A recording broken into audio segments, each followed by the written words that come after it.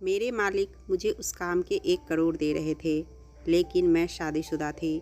इतना पैसा सुनकर मेरी नीयत बदलने लगी।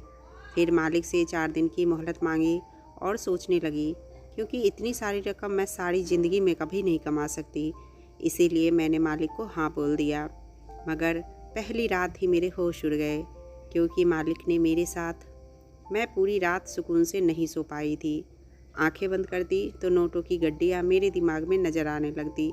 आंखें खोलती तो वही पुराना सा कमरा और छत पर लगा पंखा नज़र आने लगता, जो पुराना और ख़राब होने की वजह से इतना धीरे धीरे चल रहा था कि मैं एकदम उठकर बैठ गई।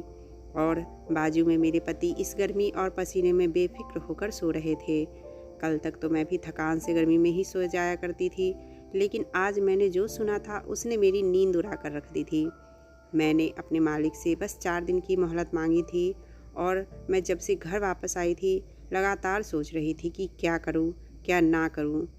1 करोड़ कोई छोटी रकम तो नहीं थी, बहुत बड़ी रकम थी।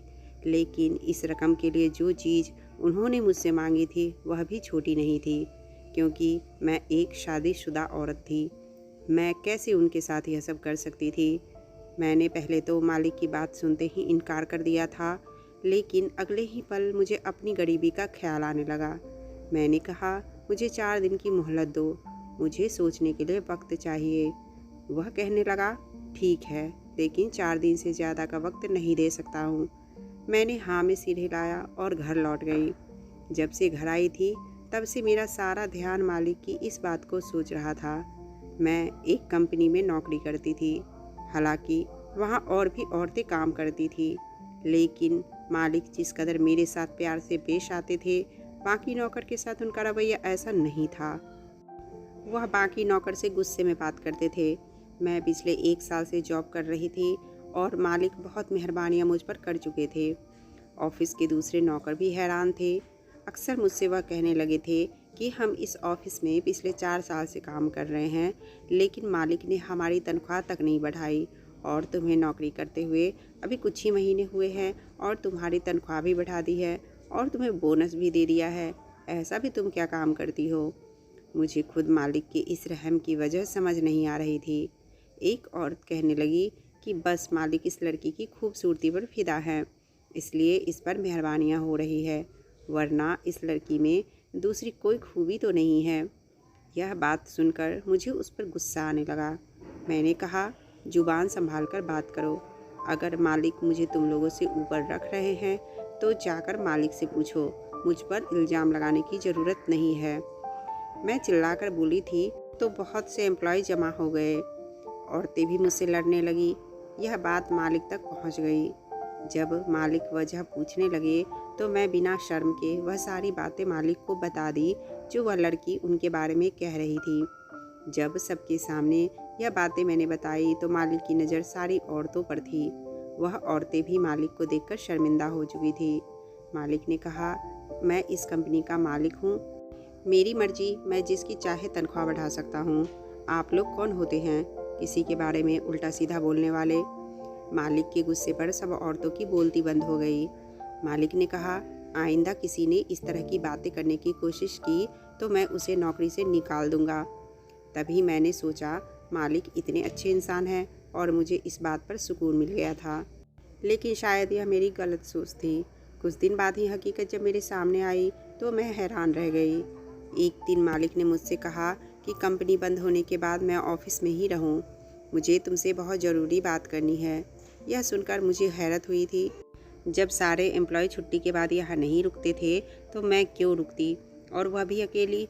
छुट्टी के बाद औरतें जा चुकी थी, लेकिन मालिक बड़े सुकून से अपने ऑफिस के केबिन में बैठे थे। मैंने ज़रा सा दरवाज़ा खोला ताकि उनसे कहूँ कि जो काम है मुझे बता दे, वरना मुझे भी छुट्टी दे दे।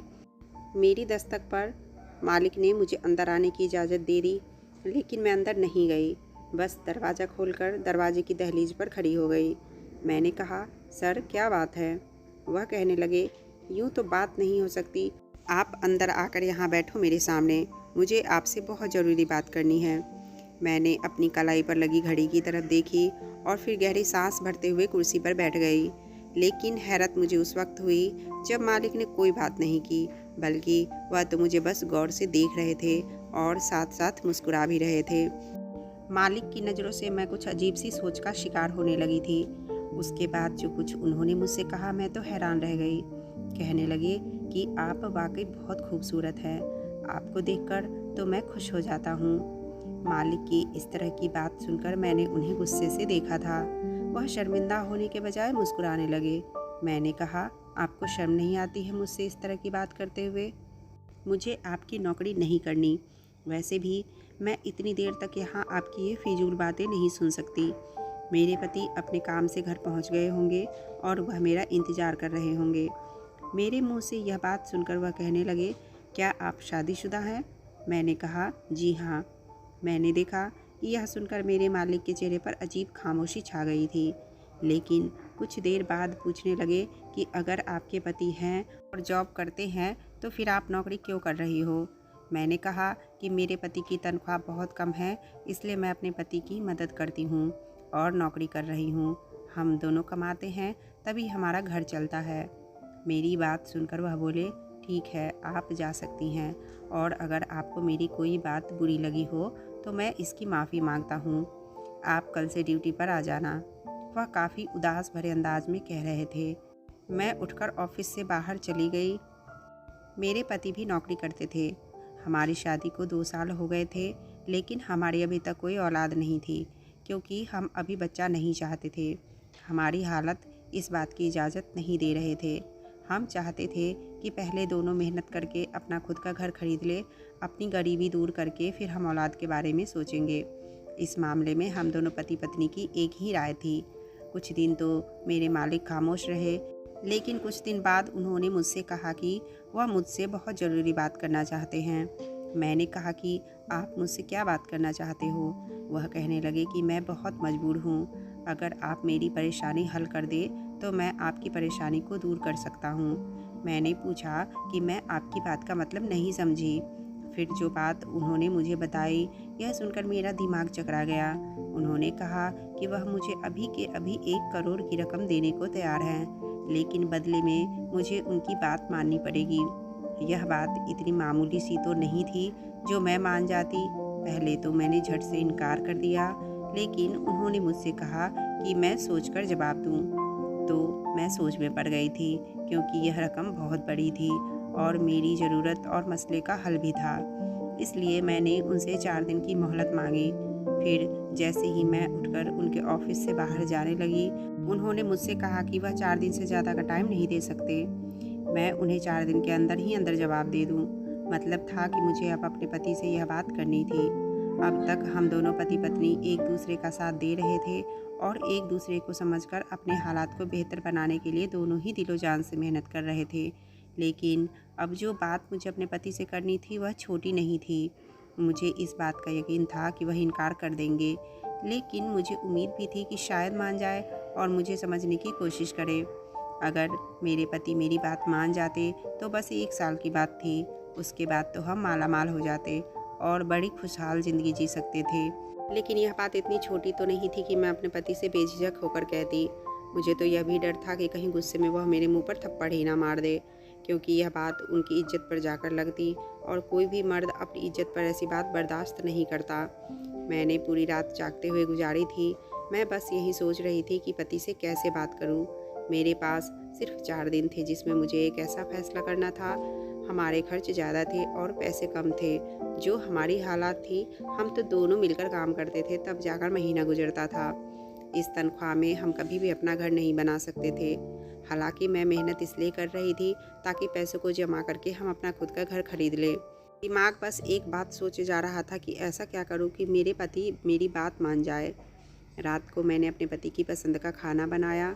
उसे देखकर उनके चेहरे पर खुशी आ गई। फिर कहने लगे, यह चीज़ मत बनाया करो, इतनी महंगी चीज़ जानती हो ना हमारे घर के हालात कैसे हैं। यही पैसे हमारे 5 दिन का खाना बनाने में लगते हैं। तुमने 1 दिन में ही इतना अच्छा खाना बना लिया है। मैंने कहा कि क्या हम सारी ज़िंदगी यही सोचते रहेंगे कि यहाँ से पैसे बचा लो तो वहाँ काम आ जाएंगे? कभी यह नहीं सोच सकते कि हम बिना सोचे समझे पैसा खर्च करें? जो चीज़ चाहे खाए, जो चीज़ चाहे खरीदे। मेरी बात सुनकर वह कहने लगे, हालात तो तुम्हारे सामने ही हैं, हमारे नसीब में यह सब ऐश नहीं है। मैंने कहा कि मुझे एक काम मिला है, अगर तुम मेरा साथ दो तो हम 1 साल में पैसे वाले हो सकते हैं। मेरी बात सुनकर वह खाना खाना भूल गए थे। कहने लगे, क्या कहा तुमने? ऐसा कौन सा काम मिल गया है तुम्हें? मैंने डरते हुए धीरे से सारी बात बता दी। उन्होंने खामोशी से मेरी बात सुनी थी। कुछ देर तक कुछ नहीं बोले, बस मेरी तरफ देखकर सोचते रहे। मैं उनके जवाब के इंतज़ार में थी। फिर थोड़ी देर बाद मैंने कहा कि मैं सोच रही हूँ कि कल जाकर अपने मालिक को हाँ कर दूँ।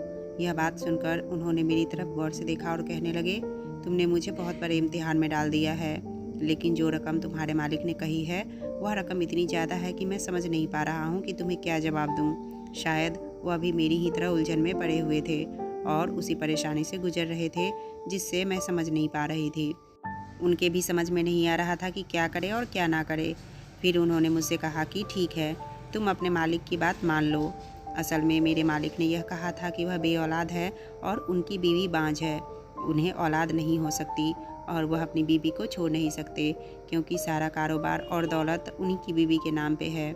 वह कहने लगे कि उन्हें खूबसूरत बच्चा चाहिए, क्योंकि मैं खूबसूरत हूँ। मुझे देखकर उन्हें यह ख्याल आया था और इसलिए मैं तुम पर ज़्यादा मेहरबानियाँ कर रहा था। अगर तुम शादीशुदा नहीं होती तो तुम हमारी शादी के बाद, बच्चा होने के बाद तलाक नहीं लेती, लेकिन मुझे सिर्फ औलाद के लिए शादी करनी है। अब तुम शादीशुदा हो तो मुझे इस बात की फ़िक्र नहीं। अगर तुम्हारे पति राज़ी हो गए तो वह तुम्हें तलाक दे दे और मैं तुमसे शादी कर लूँगा। जैसे ही मेरी औलाद होगी मैं तुम्हें तलाक दे दूँगा। तलाक देते ही तुम्हारा पति तुमसे दोबारा शादी कर लेगा। 1 करोड़ एक अच्छी खासी रकम है जिसमें तुम दोनों पति पत्नी के हालात बेहतर हो सकते हैं। यही वह बात थी जो मेरे मालिक ने मुझसे कही थी। इस बात पर पति को भी ऐतराज़ नहीं था, इसलिए मैंने भी जाकर अगले ही दिन मालिक को अपने पति की रजामंदी दे दी। फिर मेरे पति ने मुझे तलाक दे दिया और मालिक ने मुझसे शादी कर ली। शादी के बाद मालिक मुझे अपने घर ले गए। उनकी बीवी बहुत खूबसूरत थी, लेकिन मुझे देखकर अपने चेहरे का रंग गुस्से से बदल लेती थी। वह मुझे मजबूरन बर्दाश्त कर रही थी और मुझे भी मालिक से मोहब्बत नहीं थी। मेरा मकसद भी पैसे को वसूल करना था। अभी मेरी शादी को 1 महीने ही गुजरे थे कि मैं पेट से हो गई। मुझे तो इस बात से कोई ख़ास खुशी नहीं हुई थी, क्योंकि ये शादी मेरी मजबूरी थी, मेरा प्यार नहीं। मुझे अभी भी अपने पति से ही मोहब्बत थी, लेकिन मालिक बहुत खुश थे। वह मेरा पहले से बहुत ज़्यादा ख्याल रखने लगे थे और उनकी बीवी भी बहुत खुश थी। वह भी मेरे खाने पीने का बहुत ख्याल रखती थी। खुद मुझे अपने सामने जूस पिलाती, कभी दूध पिलाती, मेरी दवाइयाँ मुझे वक्त पर देती थी। मैं एक एक दिन गिन गिन कर गुजार रही थी ताकि जल्दी से जल्दी बच्चा हो और मेरी जान छूट जाए। मुझे पैसे मिले और मैं अपनी ज़िंदगी अपने पति के साथ ऐश से गुजारूं और फिर अपने पति से बच्चा पैदा करूं। जब भी मैं अपने पति को फ़ोन करती वह बेहद उदास हो जाते। कहने लगते कि मैंने तुम्हें जाने को कह तो दिया था, लेकिन मुझसे यह सब सहा नहीं जा रहा है। मुझे एहसास हो रहा है कि यह कोई मामूली सी बात नहीं थी। मैं उनसे कहती, अब तो बहुत कम वक्त रह गया है, क्यों दिल छोटा कर रहे हो? बस कुछ ही महीने की बात है। जैसे ही बच्चा हो जाएगा मालिक मुझे तलाक दे देंगे और फिर मैं तुमसे शादी कर लूँगी और हमारी ज़िंदगी की तमाम मुश्किलें दूर हो जाएंगी। हम बहुत खूबसूरत सा घर कर देंगे जिसमें हर सुख सुविधा हो और हम आराम से रहेंगे। मेरी बात सुनकर वह फ़ोन रख देते थे। मेरी आंखों में तो जैसे वह ख्वाब सजने लगा था। जैसे जैसे वक्त गुजर रहा था मैं यही सोच रही थी कि 1 करोड़ मुझे कैसे खर्च करने हैं। फिर वह वक्त भी आ गया। मेरा इंतज़ार ख़त्म हुआ। मैंने एक बेटे को जन्म दिया था। बच्चा होते ही मैंने बच्चे को अपने मालिक के हवाले कर दिया और भागते हुए अपने पति के पास चली गई। घर के दरवाजे पर दस्तक देते ही मेरे हाथ थक गए थे, लेकिन पति ने दरवाज़ा ही नहीं खोला। मैंने आस पड़ोस के वालों से कहा कि दरवाज़ा तोड़ दे। मुझे पता था कि मेरे पति इस वक्त घर में ही होते हैं, कहीं जाते नहीं हैं, फिर वह क्यों दरवाज़ा नहीं खोल रहे थे। मेरा दिल बहुत घबरा रहा था। पड़ोसियों ने जैसे ही दरवाज़ा तोड़ा तो मेरे पति घर में गिरे हुए थे। मैंने ज़ोर ज़ोर से चिल्लाना शुरू कर दिया, लेकिन बहुत देर हो चुकी थी। वह मेरा गम बर्दाश्त नहीं कर पाए और इस दुनिया से चल बसे थे। मैंने रोते हुए कुछ दिन गुजार दिए। मेरे पास कोई रास्ता नहीं था सिवाय इसके कि मैं मालिक के पास चली जाती। उनसे कहती कि वह मुझे सहारा दे, क्योंकि मैं उनके बच्चे की माँ हूँ। लेकिन जैसे ही मैं मालिक के घर पहुँची, मालिक बहुत खुश थे। अपनी बीवी को अपने गले लगाकर बच्चे को भी गोद में उठाकर प्यार कर रहे थे। मुझे देखकर मुस्कुराने लगे, कहने लगे, बहुत जल्दी थी तुम्हें अपने पति के पास जाने की, लेकिन अपने 1 करोड़ का चेक तो ले जाती जिसकी खातिर तुमने यह सब किया। उन्होंने जेब से चेक निकाल कर मेरे हाथ में थमा दिया और साथ में एक पेपर भी। कहने लगे, यह तुम्हारी आज़ादी का फरमान है, मैंने तुम्हें तलाक दे दिया है, तुम जा सकती हो। ये सुनकर तो मेरा सर चकराने लगा था। पैसे तो आ गए थे, लेकिन अब मैं बेसहारा अकेली रह गई थी। जिसके खातिर मैंने इतना बड़ा कदम उठाया था, ना तो वह पति ही रहा और ना ही मैं मालिक की शादी में रही थी। इस लालच ने मुझसे मेरा सब कुछ छीन लिया था। इसलिए कहते हैं, इंसान को लालच में कोई कदम नहीं उठाना चाहिए।